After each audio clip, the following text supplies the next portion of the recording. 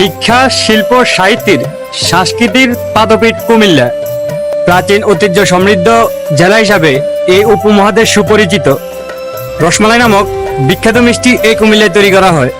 কুমিল্লার রসমালাই সারা দেশে এক নামে পরিচিত। দুধ, ছানা ও চিনি সমন্বয়ে তৈরি এই মিষ্টান্ন, যার প্রচলন কুমিল্লাতেই শুরু হয়। অন্যান্য দুগ্ধজাত দরবাদি প্রস্তুতির জন্য কুমিল্লা বিখ্যাত। এছাড়াও কুমিল্লা খাদি খদ্দের শিল্পের জন্য বিখ্যাত। 1921 সাল থেকে খদ্দর এই অঞ্চলে প্রচলিত হয়। কুমিল্লা খদ্দর শিল্পগত উৎকর্ষে প্রচুর খ্যাতি লাভ করেছে।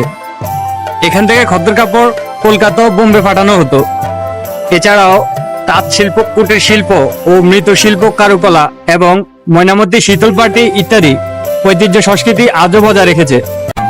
কুমিল্লা জেলার নামকরণ ও সংক্ষিপ্ত ইতিহাস। 1984 সালে কুমিল্লার দুটি মহকুমা চাঁদপুর ও ব্রাহ্মণবাড়িয়াকে পৃথক জেলা হিসাবে পুনর্গঠন করা হয়। 1947 সালে দেশ বিভাগের পরবর্তী সময়ে 1960 সালে ত্রিপুরা জেলার নামকরণ করা হয় এই কুমিল্লা। কুমিল্লাতে দর্শনীয় স্থানের মধ্যে সুপরিচিত অভয় আশ্রম, আনন্দ বিহার, ইটখোলা মুড়া, কুটিলা মুড়া, কুমিল্লা চিড়িয়াখানা, কুমিল্লা জগন্নাথ মন্দির,